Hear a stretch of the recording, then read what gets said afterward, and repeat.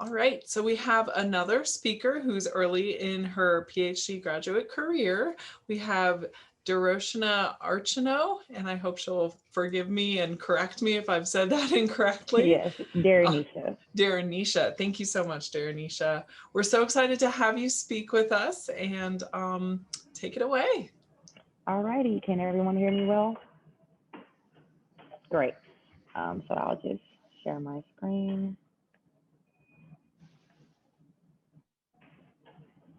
Share screen. All righty. Looks good? All right. So I'll just start off by saying a little bit about me, and then I'll go into a lot of these bullet points in more detail on the next slides. But I am was born and raised in Houston, Texas. So with that being said, petroleum engineering and the petroleum field period was basically where the money is in Houston, although we do have um, one of the biggest medical centers in Houston. It's either medicine or you're going to be a petroleum engineer. So with that being said, I went to an all-girls academy that was very STEM heavy and had a petroleum academy within my girls' school. And I thought that it was really nice because I feel, although I'm not that old, I think that women in STEM was very something that was really getting a big part of my upbringing. And anytime you heard about an engineer, it's like, oh, you think of a man. And then a petroleum engineer, you think of a man. So to be at a girls' school where all of the aspiring geologists and petroleum engineers are women was, a big step. However, so I did an externship at Schlumberger. Some people never have heard of it. If you've heard of Halliburton, they're like their direct rivals. I also did field trips and things like that at Shell, where I would go to like oil rigs, go to Galveston, which is like an island off the coast of Houston, and see their oil rigs. I've been on an oil rig before and things of that sort. And I just knew that I was going to be a petroleum engineer until I did my last, I guess, my junior year to my senior year. I had an internship at this company called Lazarus. And there, at the time, we were learning about hydraulic fracturing, which you probably don't have an idea of what that is, but that was like the new technology in the field where it's supposed to be a completely clean, you know, state. And everyone was just so excited about this technology.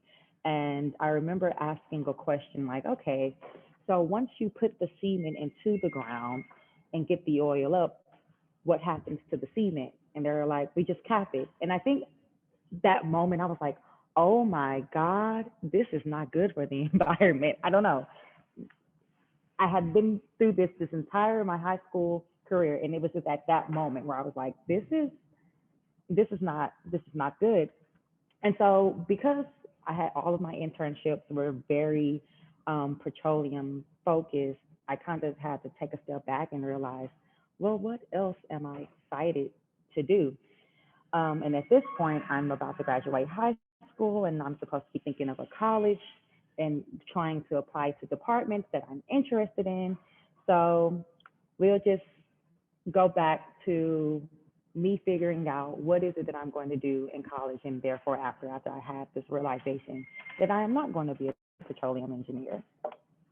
And so I kind of have to do a lot of um, soul searching and realize the reason why I have this more so in a circle than in steps, because I quickly realized that all of these things are connected.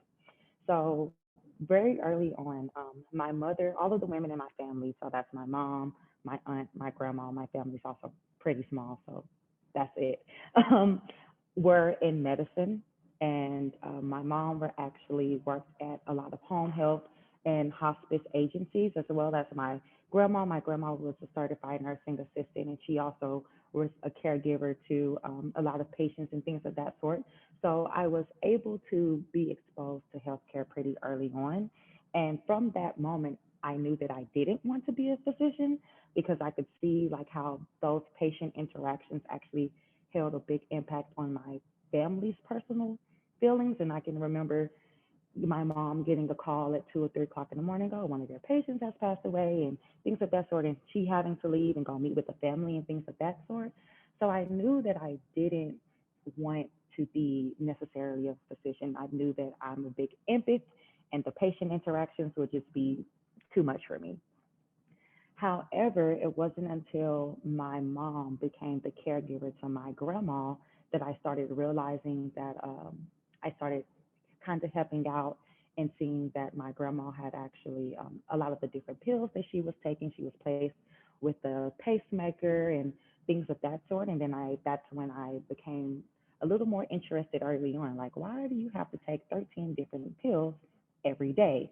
And things of that sort. So I started getting a little bit more inquisitive of her health conditions and I guess her standard of living. In addition to that, so I kind of started researching, oh, biomedical engineering, biomedical things of that sort. Like I can still be in healthcare or in medicine and not necessarily have to deal with patient interactions. And that's what kind of brought me more so to the researcher side. And then I did have a mentor, which strangely enough was actually the boss of was my mom's boss with one of the home health startup companies that happened, and so she really took a big place into my role as well because she actually was a mechanical engineer. But her and her husband had started up a home health agency, and they hired my mom to work there. She was also a really big pillar in the community, so she served as a mentor to my mom's kids. And she told me, hey, you know, I know that you are becoming a little bit more interested in medicine, and you should consider this all girls school, which is the Petroleum Academy. But although they also have this Petroleum Academy there, you can also get exposure to other internships, being that you are in Houston and you and it's an all girls school that's focused on STEM.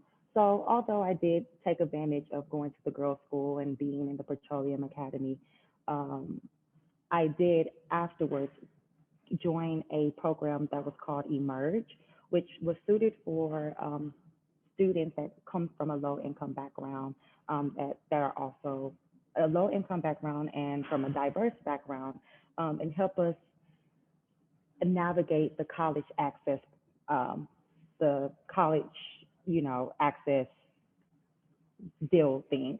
And so when I was a part of this Emerge program, which I learned of while I was at the petroleum school, I talked more to some of my mentors there with the application process, and they're like, hey, you should go to a liberal arts because you don't necessarily know exactly what you want to do right now. Liberal arts are free in that way, where you don't have to apply for a specific department. It's kind of like an umbrella school in a way. And so I did. I applied to a school called Pittsburgh College, which is a part of the Claremont Colleges in Claremont, California. And I just said, hey, I'm going to go with biology because why not? And while I was there, I started biology. It was a liberal arts, so I did take some humanities courses as well. And then because of those humanities courses, I was actually able to study abroad my sophomore year in college, and I went to Southern Africa for half a year. And there, I ended up getting an internship at this vaccine institute. They were working on a vaccine, a rabies vaccine for the mall sharecroppers in Botswana, which is in the southern region of Africa. And a fun fact about Botswana, they actually have more cows than people, the population wise. And so I was learning that they were saying that the cattle there is one of the main sources of income outside of their diamond industry. And when these small sharecroppers and herd farmers, when rabies ravaged through, it really hurts the economy. And although that there are rabies vaccines available, small sharecroppers and farmers cannot afford them. So the purpose of the lab was to try to get a more affordable vaccine for the sharecroppers and farmers. And so then I guess that was my aha moment, like, oh, look, I'm helping people, although I am not physically talking to the farmers or physically, in the case of medicine, talking to the patient. And so that was my very first research experience, and I loved it. Everything was completely new. I didn't know what a PCR was. I didn't know anything, but I fell in love with the fact that my research, sorry if you guys hear my background, I fell in love with the fact that my research, I was helping a larger community by just being in the lab. And I know that sounds really introverted, and I promise I'm not that introverted, but it was something that I thought that I could get the best of both worlds. And so at that moment, when I came back from studying abroad, I tried to do a summer research experience at Keck Graduate Institute. And there I joined an immunology lab working on type 2 diabetes. It was really nice. I was starting to finally feel like, wow, like I finally filled my gap. I know what I'm doing. I know how I can be involved, um, and I can contribute to medicine and something bigger than I am, without necessarily have to be in the hospital. And so from that point, I continued on into that lab for the next 2 years. I switched from diabetes to non-Hodgkin's lymphoma, which is a cancer. And from that point, I was like, okay, now that I've been in an immunology lab for 2 years, and then before that, I was in a microbiology lab, I still don't feel confident enough to go into a PhD program as an immunologist. Um, so originally, I thought that, okay, what I will do is I'll go get a master's, and then whatever my um, thesis is on my master's, I'll just use that and go get my PhD on it. And I ended up going to a conference named ABRACAMS, which is an annual biomedical research conference for minority students. There, because I was presenting my thesis project for my senior year, and I remember going to all of the different sessions and things like that. And they're like, oh, yeah, the PhD application line is coming up. And I'm like, whew, well, I don't have to worry about that. I'm applying for my master's. And then I remember walking down the little fairs. I don't know if you guys remember, like high school, they used to have the college fairs, and there's like hundreds and thousands of colleges, and all of them are giving you their application information, things of that sort. That's kind of the thing that was happening at this conference. And I remember talking to someone, and I was like, yeah, so this is my plan. And they said, well, that's a really roundabout way to go about it. Why don't you just apply to an umbrella program? I was like, what is an umbrella program? They're like, you don't necessarily have to decide what department you want to go into. You get rotations, you get to figure out what type of science you really like. I can remember this because it was the scariest moment of my life. This was November 17th and 18th of 2018. College applications were due December 1st or the 15th PhD program. And when that person told me, oh, you're going about it the wrong way, just apply to an umbrella program. And then so you don't have to go in knowing what type of scientist you want to be. And then you choose once you're there. I literally had a mental breakdown. I was like, how did my life go to I have everything planned out perfectly to like, I have a week and some change to apply for PhD programs. I took on the challenge. I was like, I'm going to do this. I'm going to apply. I met Beth at the conference. I met other PhD programs. I literally got back to Claremont and like closed out all social interactions for that month and started applying. And here I am today. So I know my journey is a bit different. And so now that I'm here at Vanderbilt and I rotated, I had 4 rotations, kind of 3.5 because COVID really hit in March, which was during my 4th rotation. I rotated in a cancer biology lab. I rotated in a micro like RNA type lab, and then I rotated in the lab that I am in right now, which is epithelial biology, more so with the more so gastroenterology, stomach, intestines, colorectal cancer, things like that. And then I had a hyperfluorosis lab. And so I joined the epithelial biology of the intestinal epithelium. And once I joined this lab, once I realized that I wanted to balance basic science and clinical. Because although I didn't want to be in the patient's room in the hospital, I still had that urge that I wanted my research to have a larger impact and a broader impact on medicine. And so, with that being said, I joined the VPMM program, which is the Vanderbilt program in molecular medicine. And that program allows you to have a clinical mentor.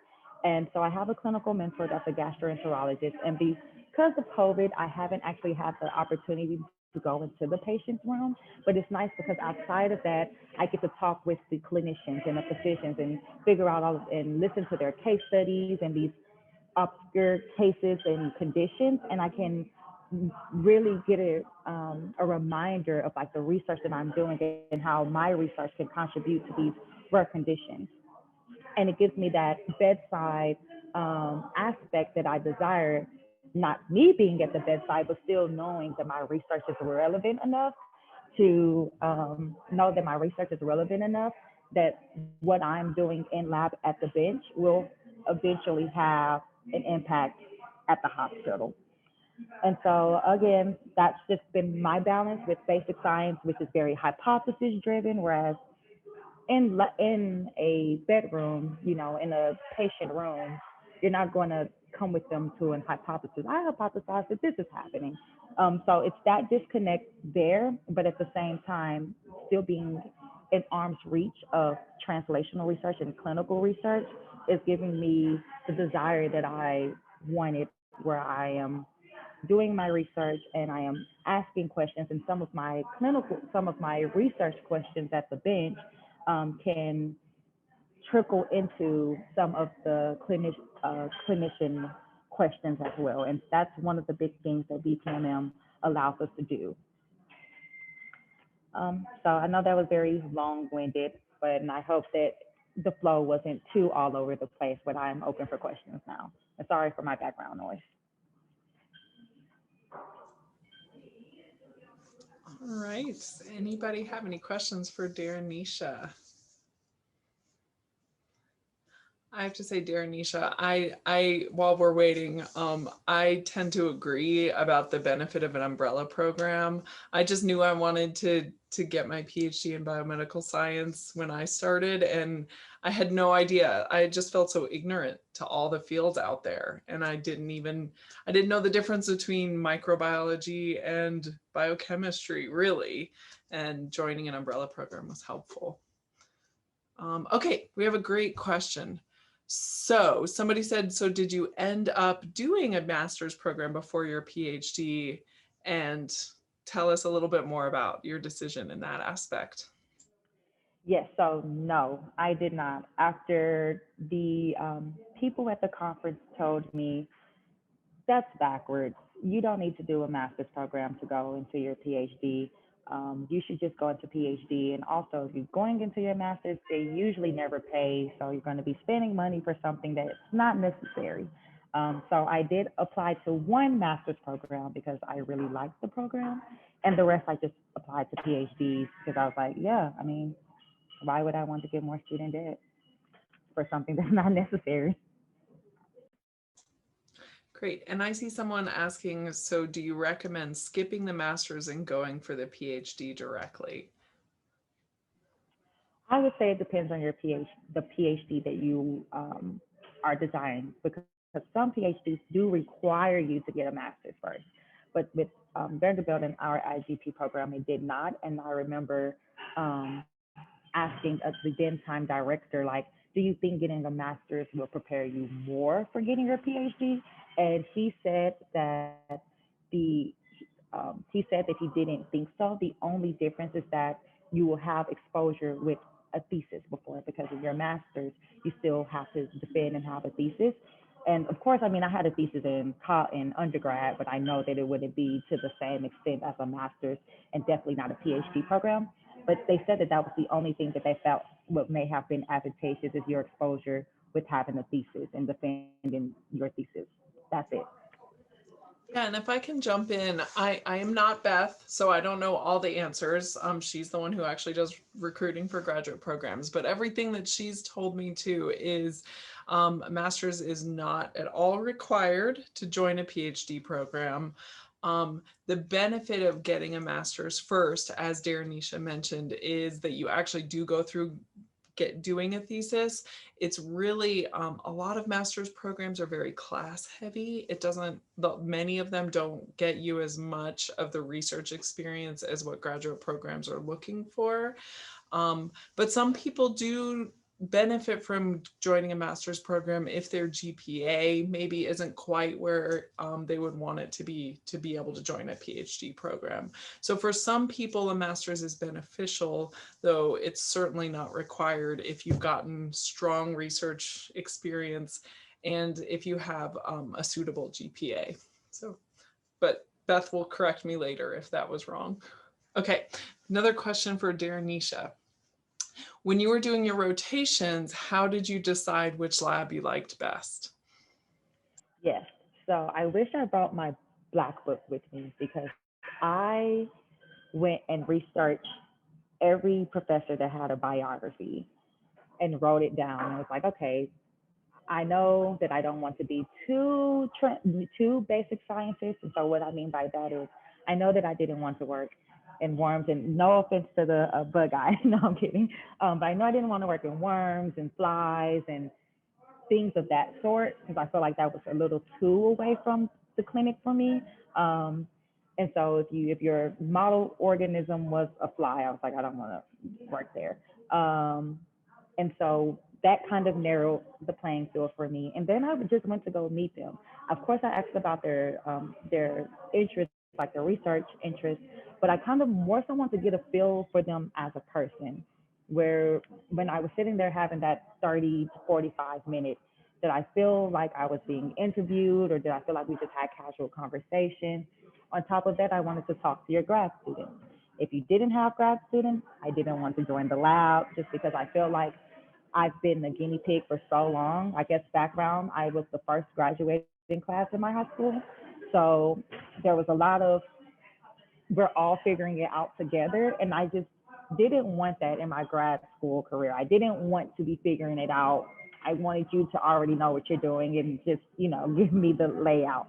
And so that was a big part as well. If you hadn't had grad students or not even a lab manager or an RA in your lab, that was something that I didn't want to be a part of because I'm new and I need someone to rely on and kind of, take me under their wing and help me, which is okay. And I think things that you should look for when you're joining the lab. And yeah, so it was personable. If they did have grad students, if their grad students liked their lab, if there were micromanagers or not, if there was a requirement on how long you should or should not be in the lab, things of that sort I felt was really important to me because I don't like to be micromanaged. And so I didn't want, someone coming and saying like, oh, a micromanager, I guess. And additional to that, I wanted to make sure that if as long as I'm doing my research and I'm doing my work and I'm there when I need to be, I didn't like the you must be in lab for 40 to 60 hours a week. Because a lot of things that you can do, I guess, specifically for me, knowing that I wanted to be wet and dry, so I do computational work as well, that could be achieved from home. So it was more so the climate of the laboratory is what I looked into more than the actual research. Awesome.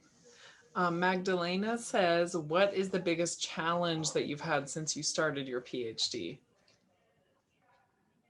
Yes, I would say my biggest challenge has been transitioning from the undergraduate mindset to a graduate mindset. And that's just because I came straight from undergrad to PhD. So the way that I think about my courses, I am now at a point of my education where my questions are really no longer Googleable. So with that being said, in undergrad, of course they, want you to critical think, but you can Google some concepts and that can kind of make you gauge your answer a little better. Now it's like, what experiments will you use to answer this question? And so that's definitely something that I've had a challenge with my transitioning my mind to think about questions more experimentally than reading a book and finding like, oh yeah, okay, that's the answer right there, and adding a little bit more rationale behind it. I would say that is my biggest challenge. Oh, as well as reading primary literature, the jargon is something. I find that I'm reading a primary literature, published literature, and then I am researching three more papers to understand the first paper. So that's also something that has been a challenge. Good points. That my problems too. um, do you think the experiences you got with research in your undergraduate was very instrumental for your PhD applications? Honestly, I do. I think that 2 year ish experience in the lab really helped me because one, coming out of it, I was able to present my research at a conference, which if I had not been at that conference, who knows where I would be right now. Like I can wholeheartedly say that. And two, although some people may not get publications from their undergrad research, I did end up getting on the publication from their research. So I think that that was something that was helpful. However, the publication did not come until I was already here. But I think just having that research experience and saying like, hey, I am able to talk scientifically. I went and did a poster presentation at this conference. I think really, really helped my application process. Awesome. And two questions. I'm not going to say the name because I think I'll say it. What advice would you give to undergrads regarding career development? And later on, a similar question. What, if you were doing your undergraduate again, what would you do differently? Okay, first question, career development. Okay, so for me, I would say if you have okay, what is the office of career services, something of that sort. I'm sorry. I would say take complete advantage of your office, your career services office, and that's because I went to, although a nice undergrad, it didn't have a lot of money. And so for that conference, if I had not figured out ways to fund it, I would have not been able to go. Whereas some of your bigger state schools, the department may fund the conference for its attendees to go. And so I found out about scholarship opportunities and ways that I could pay for me to go to this conference through career services, as well as um, that summer undergraduate research experience before I then asked to join the lab full time to complete my thesis. I ended up I got the funding from that for my career services. So I would say any of the opportunities that you think may be beneficial for moving forward, definitely reach out, career services, financial aid, find out first what the sources are, and then secondly, how they can be funded not coming out of your pocket. Really, really good points. Okay, what would you say is your biggest regret in going to graduate school? Is there anything you would have done differently? Um, Biggest regret. I wouldn't say that I have a biggest regret. What I would say is that I would have talked to my advisor a little more because my advisor knew that my plan was, oh, I'm going to go to a master's program. I'm going to, whatever I work on my master's program, then I'm going to take that to go towards my PhD. And she, I guess, didn't understand completely my flow of logic. And so my entire senior year, she kind of allowed me to prepare for that transition. And then when I came to her with a month and a couple of weeks before actually changing my complete directory, she was like, yeah, I was thinking that the entire time. And I was like, so why would you allow me to? And maybe it was perhaps that I wasn't conveying my plan correctly. Um, but nevertheless, I am not a scrammer. I hate I'm not a scrammer. I think a lot of people are like, oh, under stress, that's when I do my best work. No, when I'm under stress, I can only think about how stressed out I am. So I like to plan things out diligently, and that's why I had already spent the summer doing my GRE. I had already had my applications for my master's programs.